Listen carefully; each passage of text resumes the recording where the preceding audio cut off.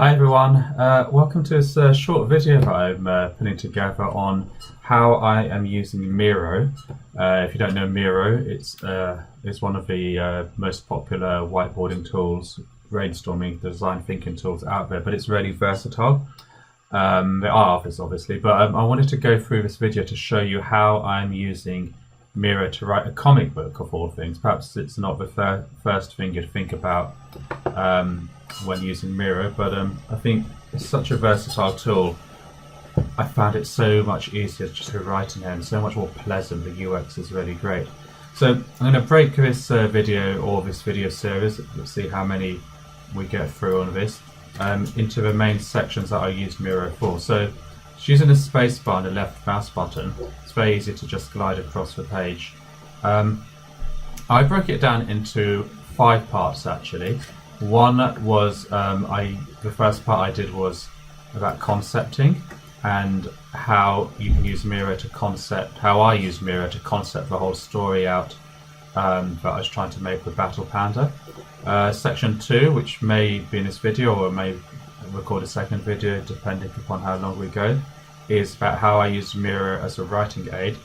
And then the parts 3, 4 and 5 are really the fun parts in terms of visuals and how Miro really comes into its own when it comes to visuals. So very simply, let's start at part 1. So basically in the bottom left corner, bottom right corner, you can see this big map view here, and this map view basically let me just zoom out just to show you the whole thing. I think this will zoom me out. This is my whole Miro board up here.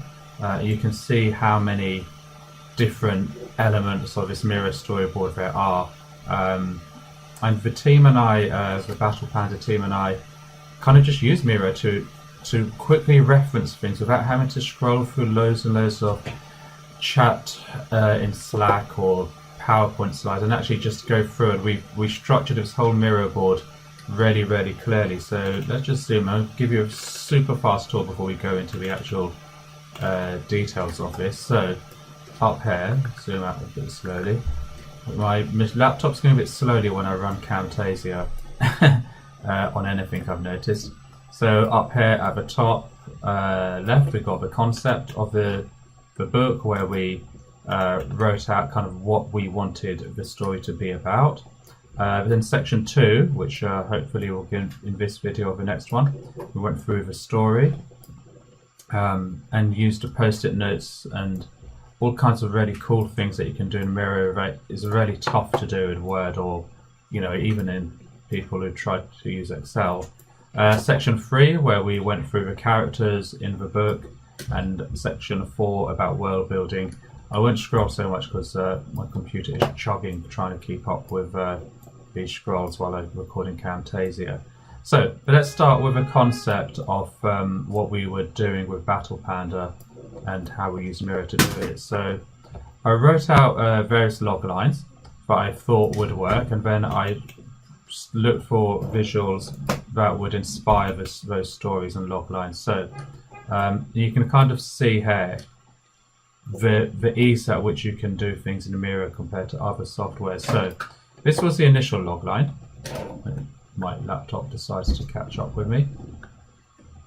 So Battle Panda, I originally called it versus the Ghost King or versus the Monster King. We actually switched it to Big Trouble in Panda City later on, and I'll show you that whole process, how we did that. And the line is not giving up can make a difference. So Kai, who will become Battle Panda, misfit teenager panda, dreams of becoming a warrior. His world is turned upside down when his village's water supply runs dry. But wolves who live upstream have built a dam to protect their own water supply.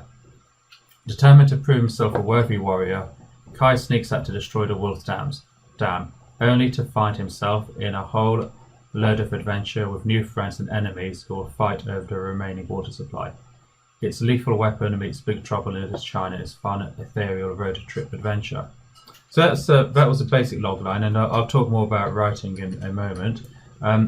What I found really good about Miro is I was able to really express my ideas so much easier than I would have been able to had I used, I don't know, PowerPoint or Word or whatever the standard out-of-the-box tools are. So I broke it down into two stories, two elements, and that was the spirit of the story. Let's just minimize this.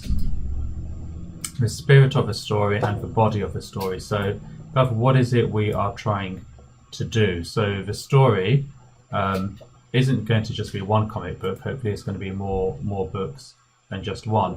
And the spirit of the story was about this road trip.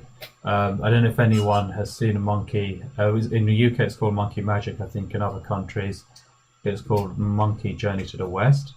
That was one of the big elements. So they're on a journey for self-enlightenment.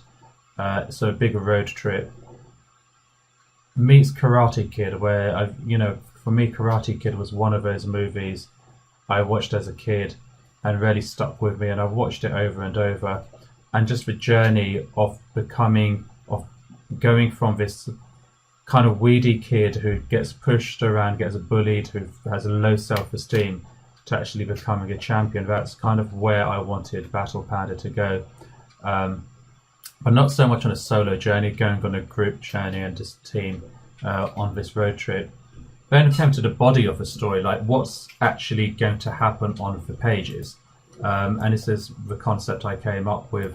I looked through what my favourite books and movies were growing up, and I wanted to really kind of get some of this exploring ideas in there, like Tomb Raider or Indiana Jones. I found Dora the Explorer. It's not entirely the kind of theme I was looking for, but it did have some pretty cool sequences in there that I tried to learn from. And then buddy movies. So the reason I chose Lethal Weapon, actually, you may not think Lethal Weapon would be the first buddy movie to go to, but was this character, the Joe Pesci character, who plays this character called Leo. Leo gets, he has this line, says, whatever you want, Leo gets it. And I had this concept that Kai would have a sidekick buddy who was a cat, who would actually call Leo, kind of based off of his character, so bringing lots of fun, comic relief, and just kind of interesting ways for which Kai and the other characters can interact with. And then I wanted to explore some of the paranormal aspects. Now, I'm not really a ghost book writer as such, but this movie, Big Trouble in Little China, it really, when I saw this the first time, this was a kind of movie I saw that made me think, I want to go into filmmaking, I want to be a writer, I want to be a filmmaker, I want to write comic books. When I saw this movie, I can't even remember how old I was, but it was so different to anything else in terms of just being out there and just being completely wild and letting your imagination run away with you. Obviously now we have lots of things based off similar concepts like this, and obviously Hellboy, which really got me into comic books. Just the art style of Hellboy, the stories of paranormal activities around it. So that's how I came up with the concept. Now, I should say, as I did this well over a year ago, I told a friend about this, and he recommended to me to watch Avatar: The Last Airbender.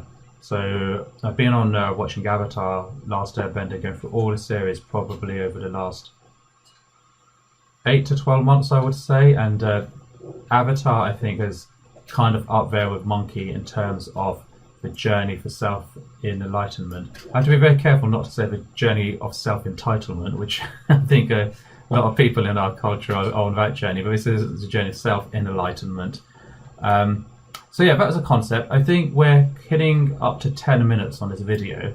So what I'll do is I won't go through the story in this video. I'll save that for the next video, and hopefully then from there we can dive into the story. Also try to make my machine run a little bit faster, but this is the next section, which I'll talk about the story principles that underpin the writing of this book and the techniques, and we can do a real big deep dive into the different storytelling I don't want to use the word methodologies, but like the different storytelling ideas there are. So that'll be in the next video. All in all, I'll take you through this Miro board in various videos, and we can really learn how to use different tools in our writing, in our project making. So I hope this video has been useful to you. Battle Panda itself is currently on Kickstarter. I shall link to it below. We are going to finish on June the 12th, so if you haven't got yourself a reward for Battle Panda, then do so.